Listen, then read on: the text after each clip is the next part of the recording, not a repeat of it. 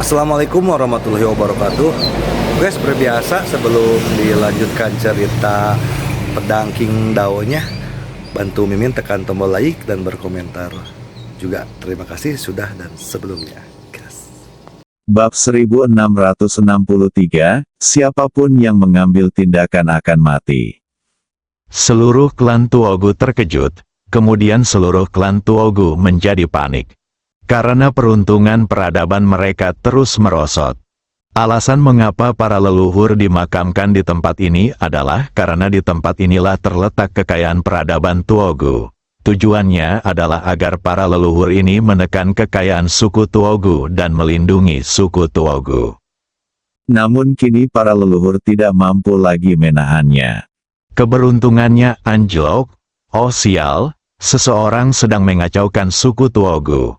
Tak lama kemudian, seorang yang sangat berkuasa di suku Tuogu segera mulai menyimpulkan dan mencari tahu dalang di balik pembunuhan Tuogu. Garis sebab akibat takdir yang tak terhitung jumlahnya muncul di atas seluruh suku Tuogu. Garis-garis itu saling terkait dan bergerak di langit, tetapi semuanya kabur, tidak jelas. Suku Tuogu adalah peradaban yang sangat suci, dan tentu saja kekuatan super di suku tersebut tidaklah lemah. Tak lama kemudian, garis takdir dan sebab akibat ditarik paksa dari mereka. Garis takdir dan sebab akibat itu berwarna hitam, sangat hitam, seperti garis tinta. Setelah beberapa saat, tiba-tiba terdengar suara gemuruh dari atas suku Tuogu, sialan. Ini adalah garis kausal suku Tuoguku.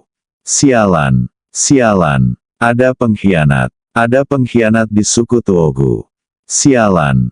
Seluruh suku Tuogu, sisa-sisa makam dewa. Wajah Tuogu Yuan pucat saat ini. Awalnya dia ingin menggunakan kekuatan klan Tuogu untuk melindungi Ye Guan, tetapi dia tidak menyangka bahwa ada murid inti dari keluarga utama klan Tuogu di sini. Dia tentu saja tidak mengenal murid inti klan Tuogu, karena dia tidak memenuhi syarat untuk pergi ke klan Tuogu sejak dia lahir. Oleh karena itu, dia tidak mengenal satu pun murid inti klan Tuogu. Suku Tuogu justru memilih untuk mengabaikan orang-orang dari cabang terpencil tersebut, karena garis keturunan Tuogu mereka sudah sangat tipis. Oleh karena itu, mereka mengabaikan mereka begitu saja dan bahkan tidak menganggap mereka sebagai anggota suku Tuogu. Namun demikian, Tuogu Yuan tetap bangga menjadi anggota klan Tuogu.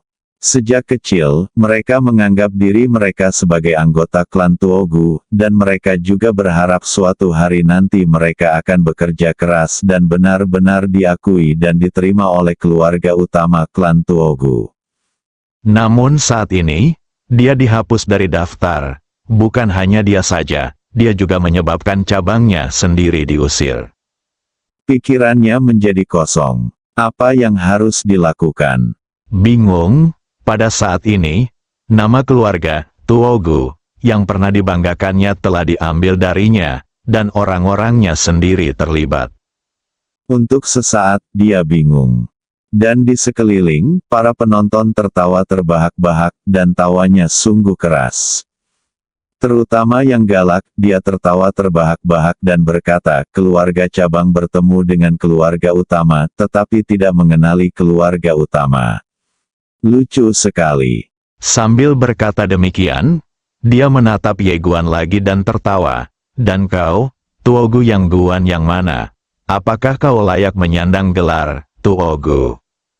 Ye Guan mengabaikan Ling Li dan berjalan di depan Tuogu Yuan yang saat ini terlihat pucat. Ye Guan tersenyum dan berkata, jika kamu dikeluarkan dari klan, maka kamu akan diasingkan sebagai klan terpisah. Tuogu Yuan perlahan mengangkat kepalanya dan menatap Ye Guan. Dia berkata dengan getir, saudara yang, maafkan aku membuatmu menjadi bahan tertawaan. Ye Guan menggelengkan kepalanya, ini bukan lelucon. Aku tahu maksudmu baik. Tuogu Yuan mendesah dalam-dalam, aku sekarang telah menjadi pendosa keluarga, dan bahan tertawaan semua orang. Ye Guan berkata dengan serius, "Saudara Tuogu, jangan berpikir seperti itu. Suku Tuogu kehilanganmu bukanlah kerugianmu, tetapi kerugian mereka." Tuogu Yuan tahu bahwa dia sedang menghibur dirinya sendiri dan tersenyum pahit. Kehilangan. Tak jauh dari situ, Ling Li mendengar perkataan Ye Guan dan tertawa terbahak-bahak betapa konyolnya. Ye Guan tiba-tiba berbalik dan menatap Ling Li, "Berlututlah." Berdebar. Sebelum semua orang bisa bereaksi, mereka melihat kaki Ling Li melunak dan dia berlutut, dan ruang itu penyok karena dia berlutut. Pada saat ini, semua orang di lapangan terkejut dan menatap Ye Guan yang tidak jauh, seolah-olah mereka sedang melihat hantu. Wu Yun dan Yang Seng juga menatap Ye Guan dengan heran. Nan Zhao menyipitkan matanya dan menjadi waspada. Senyum di wajah Tuogu Lin menghilang saat ini. Bukan hanya dia, tetapi juga orang-orang di sekitarnya yang awalnya tertawa dan mengejek juga terdiam dan tampak serius. Kekuatan Ling Li tidak lemah, dia hampir menjadi dewa. Dan sekarang, dia dibuat bertekuk lutut hanya dengan satu kalimat. "Siapakah lelaki berjubah hitam di depanku ini?" Ling Li juga benar-benar tercengang saat itu. Dia tidak menyadari bagaimana dia berlutut. Hal yang paling menakutkan adalah dia berlutut tanpa perlawanan. Baru sekarang dia tersadar. Baru saja, untuk sesaat ada kekuatan yang jauh melampaui auranya sendiri yang secara langsung menekannya. Jalan penindasan. Terlebih lagi, cara penindasan ini diberikan kepadanya dengan cara yang istimewa. Rasanya seolah-olah dia dan pihak lain tidak berada dalam waktu dan ruang yang sama, dan pihak lain tampaknya telah menekannya dalam jangka waktu tertentu di masa mendatang, yang membuatnya berlutut tanpa reaksi apapun. Ia ingin berdiri, tetapi ia terkejut karena tidak dapat berdiri sama sekali. Jalanan itu seperti dihantam oleh jutaan gunung, dan ia bahkan tidak dapat berpikir untuk melawan. Pada saat ini, dia benar-benar panik. Ia tahu bahwa ia telah bertemu seseorang yang berpura-pura menjadi babi, tetapi sebenarnya mencoba memakan harimau. Dia menatap Ye Guan. Saat ini, dia tidak berani bersikap keras kepala lagi. Jika dia bersikap keras kepala saat ini, itu pasti berarti dia ingin mati. Dia hanya berlutut dan bertindak sesuai situasi. Tuogu Yuan dan Xiao Yuanqi juga menatap Ye Guan dengan kaget saat ini. Mereka tidak pernah menyangka bahwa kekuatan Ye Guan begitu hebat. Saudara ini berpura-pura menjadi babi untuk memakan harimau. Hanya saudara laki-laki dan perempuan Mu Xinghe yang paling tenang dalam adegan itu. Anda tahu, ketika seluruh generasi muda monster dari peradaban Kunsing mereka mengepung Ye Guan, mereka semua gagal mengalahkannya. Kakak besar ini adalah pemecah lingkaran. Kecuali beberapa orang paling jahat dari generasi muda 5 peradaban tertinggi, dia merasa hanya sedikit di antara generasi muda yang mampu mengalahkan kakak besar ini. Siapa kamu sebenarnya? Pada saat ini, Tuogu Lin, yang tidak jauh dari sana tiba-tiba berbicara. Dia menatap Ye Guan. Kekuatan yang ditunjukkan oleh Ye Guan jauh melampaui harapannya. Yang membuatnya paling takut adalah bahwa dia menyadari pada saat ini bahwa dia tidak dapat melihat melalui wilayah Ye Guan. Hal ini membuatnya menyadari bahwa ada sesuatu yang tidak beres. Di dunia ini, selalu ada beberapa orang dengan selera jahat yang suka berpura-pura lemah dan memakan yang kuat. Tentu saja, dia hanya berhati-hati dan tidak takut. Karena selain dari 5 peradaban tertinggi, tidak banyak orang yang tidak mampu disinggung oleh suku Tuogu. Dan pria berjubah hitam di depannya jelas bukan salah satu dari mereka. Ye Guanli mengabaikan Tuogu Lin dan berbalik untuk melihat Mu Xinghe dan yang lainnya. "Ayo pergi." Berjalan, Mu Xinghe dan yang lainnya semuanya tercengang. Ye Guan tersenyum dan berkata, "Ayo pergi." Mu Xinghe ragu-ragu sejenak. Lalu berkata, "Kakak, pergi saja seperti ini. tidakkah kamu memperlakukan mereka sebagai manusia? Setiap orang, Ye Guan mengangguk dan berkata sambil tersenyum, kemana lagi kamu ingin pergi? Mu Xinghe melirik orang-orang yang berkumpul di kejauhan dan tidak mengatakan apa-apa. Ye Guan mengangkat kepalanya dan melirik kerumunan yang berkumpul di kejauhan, lalu tersenyum tipis, siapapun yang memulainya akan mati. Dia berhenti sejenak dan menambahkan, tidak bercanda. Setiap orang. Bab 1664 tidak bisa mengalahkannya, tidak bisa mengalahkannya. Siapapun yang mengambil tindakan akan mati. Begitu kata-kata itu diucapkan, terjadi keributan di antara para hadirin. Arogan. Itulah pikiran pertama semua orang di lapangan, tetapi anehnya, tidak ada seorang pun yang berani bertanya atau memprovokasi. Sebaliknya, ekspresi semua orang di lapangan menjadi lebih serius, takut, dan ingin tahu. Mereka yang bisa datang ke sini semuanya adalah para jenius terbaik di peradaban masing-masing. Mereka pasti memenuhi syarat dalam hal kekuatan dan otak.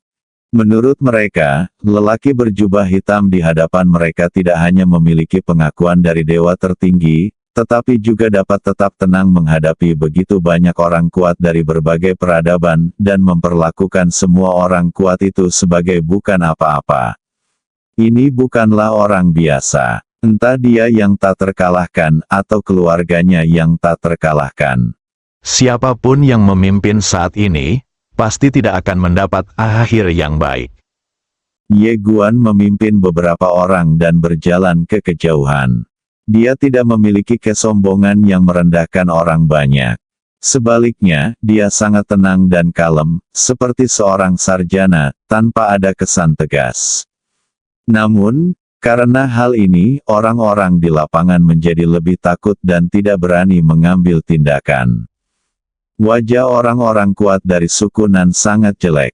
Pada saat ini, mereka secara alami menyadari bahwa Ye Guan bukanlah orang yang sederhana. Semua orang dapat memilih untuk tidak mengambil tindakan, tetapi mereka harus mengambil tindakan, karena jika mereka membiarkan Ye Guan dan yang lainnya pergi seperti ini, maka suku Nan mereka pasti akan kehilangan muka. Terlebih lagi, mereka tahu betul bahwa orang-orang di sekitar mereka tidak akan menyerahkan artefak tertinggi dengan mudah. Selama seseorang memimpin, orang-orang ini pasti akan maju. Tentu saja, kita harus menahan gelombang serangan pertama Ye Guan terlebih dahulu.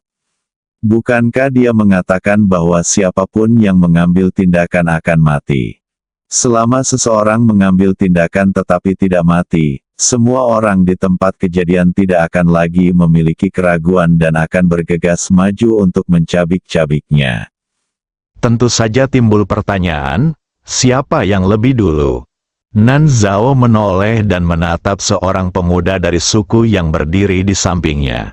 Ketika pemuda itu melihat Nan Zhao menatapnya, ekspresinya langsung berubah. "Oh sial, kau ingin aku naik?" Ling Li langsung tersungkur hanya dengan satu kalimat. "Aku lebih lemah darinya, dan kau ingin aku bangkit."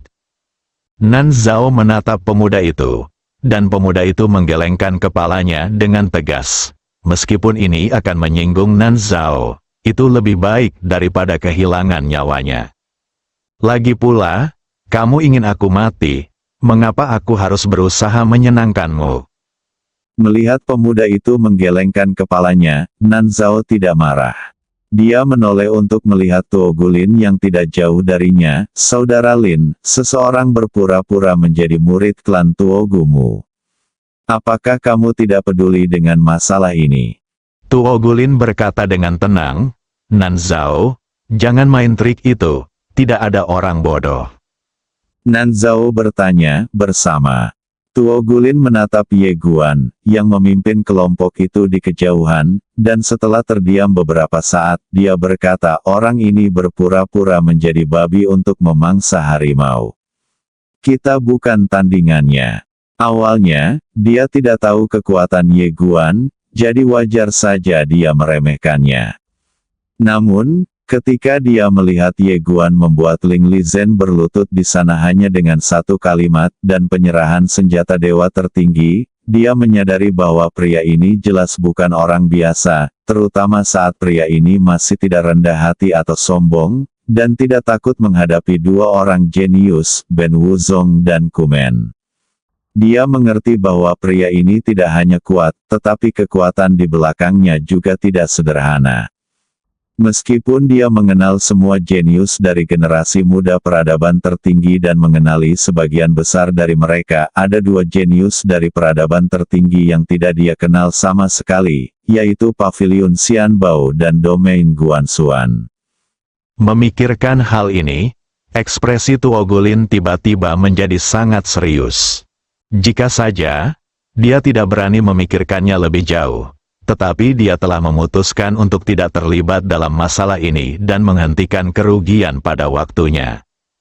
Anda mungkin bodoh sesekali, tetapi Anda tidak bisa bodoh sepanjang waktu. Tuogulin menatap Nanzao yang tidak jauh dari sana dengan ekspresi muram.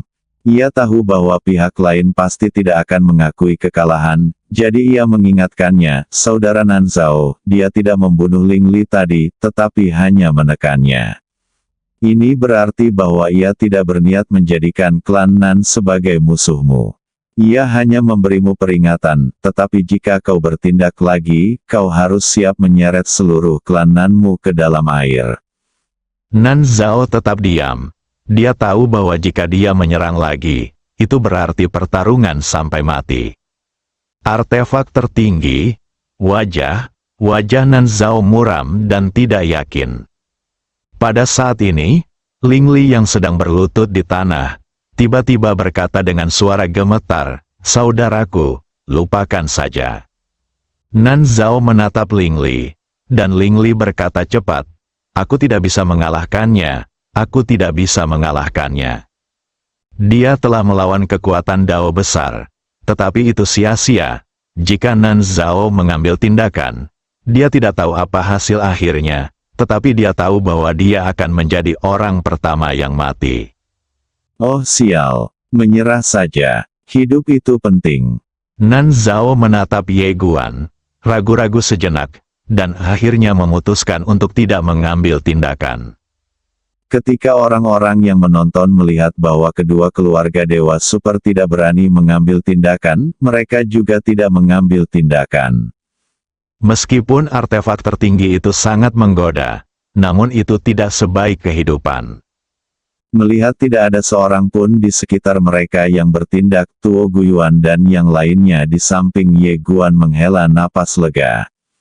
Namun pada saat ini, tawa ringan tiba-tiba terdengar dari langit, siapapun yang bertindak akan mati. Kamu cukup sombong. Mendengar ini, semua orang menoleh ke kejauhan, dan melihat seorang pria berjalan perlahan ke arah mereka dari jarak beberapa ratus kaki. Pria itu mengenakan jubah ungu dan tampak sangat anggun. Saat dia keluar, semua orang di lapangan berseru, "Peradaban Shinto." Peradaban Shinto, mendengar perkataan ini, Tuo Guiyuan dan Xiao Yuanqi di samping Ye Guan langsung pucat, dan wajah Mu Xinghe juga menjadi sangat serius. Peradaban Shinto. Ini adalah peradaban tertua di alam semesta purba dan juga peradaban tertinggi pertama yang datang ke alam semesta purba. Tidak seorang pun tahu seberapa dalam latar belakangnya. Melihat pendatang baru itu, Nanzao tiba-tiba menjadi bersemangat. Ia melangkah 2 langkah sekaligus dan menghampiri pria itu. Meskipun ia berusaha sekuat tenaga untuk tidak bersikap rendah hati atau sombong, perbedaan status yang besar di antara mereka tetap membuatnya tanpa sadar membungkuk, "Saudara Qi." Doa Shinto, ia merupakan murid langsung suku Shinto dan tokoh inti di kalangan generasi muda suku Shinto. Sen Daoki melirik Ling Li yang berlutut tidak jauh dari situ dan berkata sambil tersenyum, "Nanzao, apakah kamu dalam masalah? Kamu dan aku adalah teman. Tidak baik jika tidak memberitahu temanmu saat kamu dalam masalah." Nanzao segera memahami bahwa pihak lain ingin mendapatkan artefak tertinggi itu, Jadi dia buru-buru berkata, "Saudara Ki, alam rahasia ini awalnya ditemukan oleh klan Nan, Sekte Benwu, dan Kumen, tetapi kami baik hati dan benar dan membiarkan sekelompok orang ini mengikuti kami. Kami tidak menyangka bahwa mereka akan menggelapkan artefak tertinggi dan menekan orang-orangku, membuat mereka berlutut. Harap bersikap adil." Awalnya dia tidak percaya diri, tetapi saat ini, dia sangat percaya diri. Tak peduli seberapa hebatnya dirimu, bisakah kamu lebih hebat dari suku Shinto? Mendengar perkataan Nan Zhao, Shen Daoqi melirik ke arah Ye Guan dan yang lainnya, lalu menatap ke arah Wu Yunzai dan biksu yang tidak jauh dari sana, dan berkata sambil tersenyum, "Lama tidak berjumpa, kalian berdua." Wu Yun berkata sambil tersenyum, "Shen Daoqi, temanmu tidak terlalu jujur. Meskipun kami menemukan daerah terlarang ini, kami tidak akan bisa turun jika bukan karena Tuan Muda yang telah merusak segel.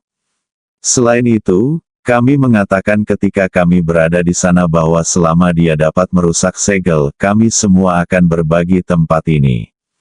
Adapun orang yang ditekan, dia hanya ingin mencuri harta karun itu, tetapi dia tidak memiliki keterampilan seperti orang lain dan malah ditekan. Sebenarnya, itu adalah kesalahannya sendiri."